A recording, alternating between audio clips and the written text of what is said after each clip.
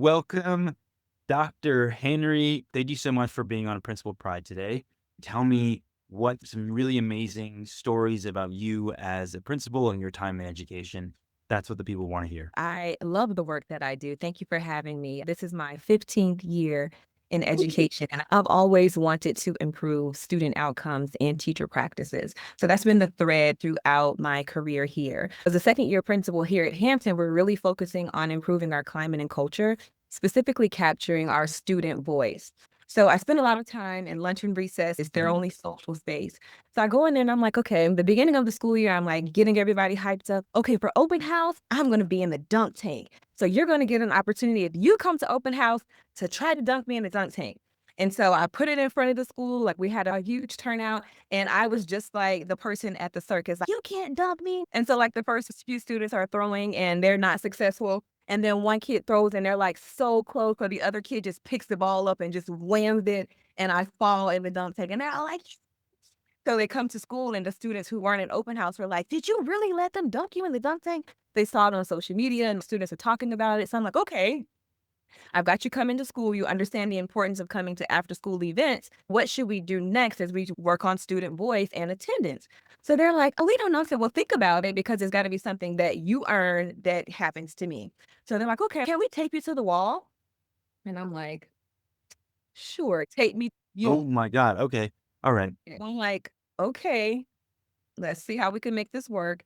So I say, yes, I'm in lunch and recess and I'm polling the students. So another student said I should be taped to the wall. They're like, "You gotta be taped to the wall." So some students were like, "What does that even mean?" Like they can't even visualize it. Each student is going to get 2 pieces of tape based on your attendance and your points from live school. So we connected it to our SOAR initiative, safety, ownership, achievement, responsibility.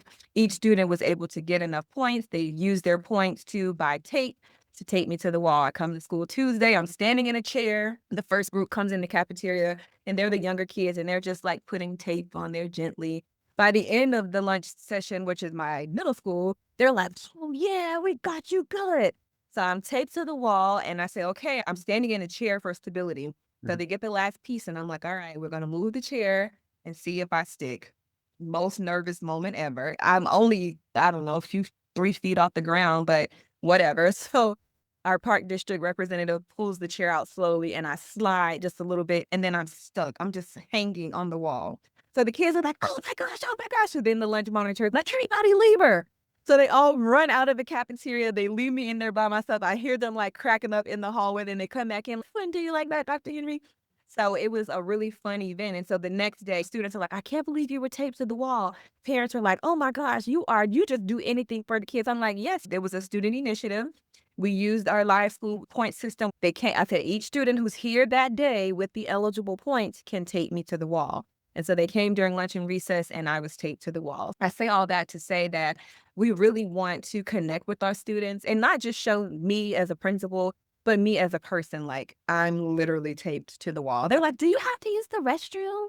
I'm like, "That's a good question, because if I did, this would be over." So I was taped from 10 a.m. to 1 p.m. No food, no water, no Wait. nothing, just vibes. Yes, 10 a.m. to 1 p.m. Wow. Yes. Oh my g- Yes, the first piece of tape went on about 10:15, and the last piece of tape went on at about 1:05, and I said I would hang until 1:15. And what did you do while you were hanging? I had a fan, so I'm always, like, running hot, so I had a little portable fan in this hand, and then they ended up, so I had a fan in my right hand, they ended up taping my left hand down, so I'm just, like, up there with the Mhm. tape, and I'm like, "Can somebody get me some chest? Can somebody pass me my radio?" So I'm just, like, hanging out halfway tucked, halfway taped, and it was just a wonderful experience. So now they're talking about, "We know the next one for March, we want you to do an inflatable race." So that now they see that I'm really capturing their voice, like, I'm really listening to them, and then polling more students and implementing what they say. And that's really captures me. I'm always student-centered and student-focused, and just go ask the kids what they want, and they'll Mhm. tell you. So that's what I've been doing. I've just been asking them, "What would you like to see here at Hampton?" And they tell me, and then they see it, and they're like, "We wanna do this next and that next." And so that's the beauty of building community here Mhm. at Hampton, which is something that myself and my AP assistant, Principal Darbello, are working on just building community. And what better way to do that than to go in a dunk tank or be taped to the wall, or next month for March Madness be in a big inflatable, banana inflatable running against kids down the hallway. That is I am giving you so much credit right now. I think, first of all, when I release this video, I think every principal that sees it is gonna be like they're gonna say, first of all, they're gonna say, "Wow, what an amazing principal. Dr. Henry is amazing." They're gonna say, "Oh, crap, that means that I might have to do this now too." And the next thing they're gonna say is, "I should do it because it seems awesome, and the type of culture you must be building there is incredible." I seriously so much credit. I wish I'm thinking back to my great elementary school experience or high school and how much fun we would have had with that. So really kudos to you for doing that. And it really illustrates how important the kids are. And that's what it's all about. So amazing, amazing. Thank you for sharing that. I cannot wait to share this with people. So now that we've gotten that, let's get to know you a little bit more. Okay. So, first question is, do you have a moment in your career that you are most proud of? Maybe it's that. And if it is the way you just described, then we can go with that. If there's anything else that comes to mind in any part of your career, whether it was at Hampton or elsewhere. Oh my gosh, I have so many moments that I am proud of, but I'll share one. So every school that I've ever been in, I've always had a student that like latches on to me. Like other so much so to where other students would be like, "Is that your daughter? Is that your niece? Is that your sister?" And I'm like, "No, this is just my shadow." So I'll start at Hampton and kind of work backwards. So this year I have a student, this is my second year here, and she is my shadow. Like so much so when staff leave every day, I say, "Thank you for today and every day." And so when she's in the office with me and they're leaving, she's like, "Thank you for today and every day." And it's just so cute to see, and Right. she's in 3rd grade, so it's nice to see, like, a 3rd grader, "Wow, you were listening because I didn't even realize that you would hear me saying these things and repeat them." So that's my student for this year that has latched on to me, and prior to this, I had a student when I taught high school who was not even in my classroom, just walked by one day and was like, "Who are you?" And latched on to me from that moment on as a 10th grader. And I just went to her college graduation last fall in Savannah State.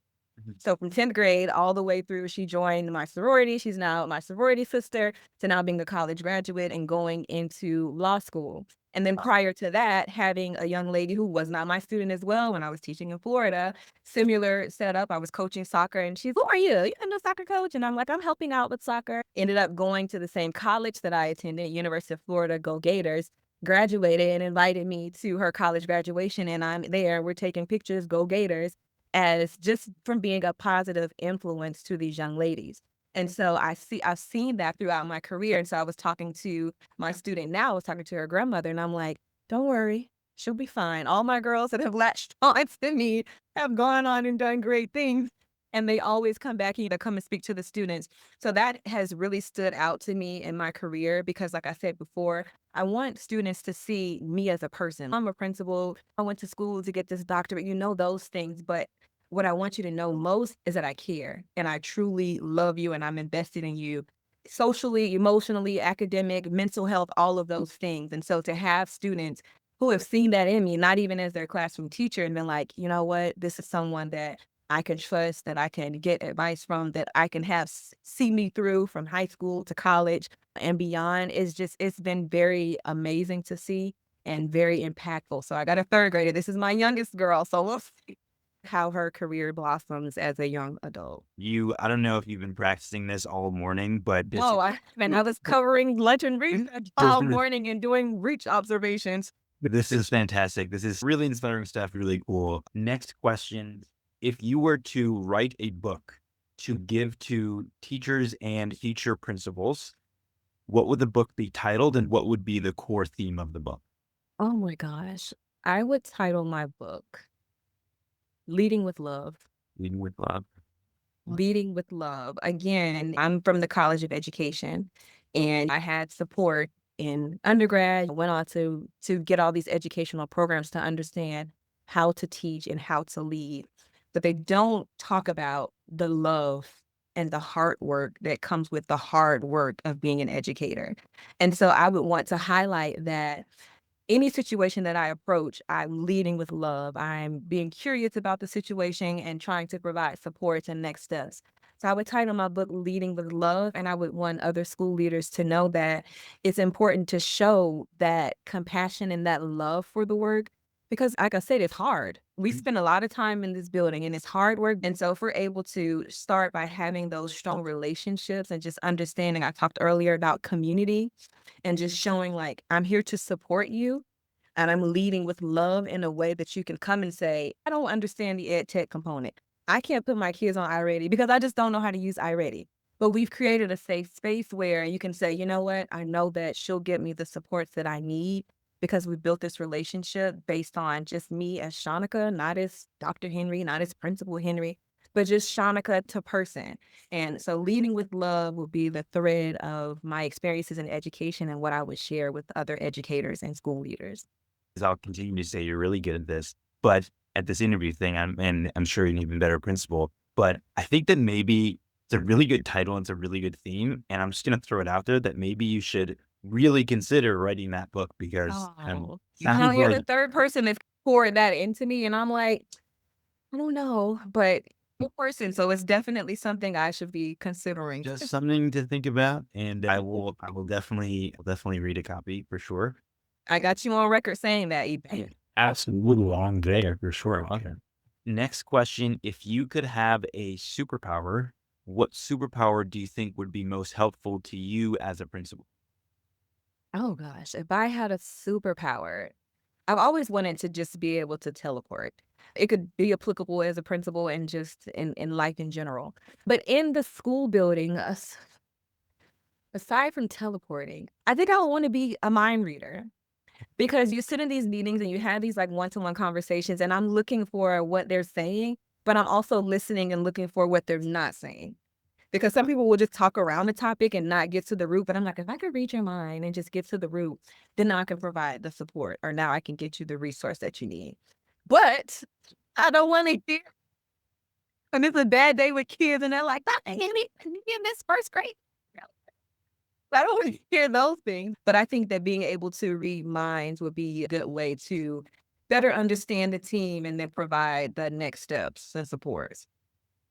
All right. Both of those, I think teleportation and being a mind reader, really helpful for everything in life, but I'm sure the principal even more. Next question. When you were growing up, before you got into education, what did you want to be? I wanted to be the president of the United States. Okay. Being a principal is like being the president of your school, so I'm satisfied here. But as a young adult, I said, "I'm gonna be the first female Black president of the United States. I'm gonna be a woman president."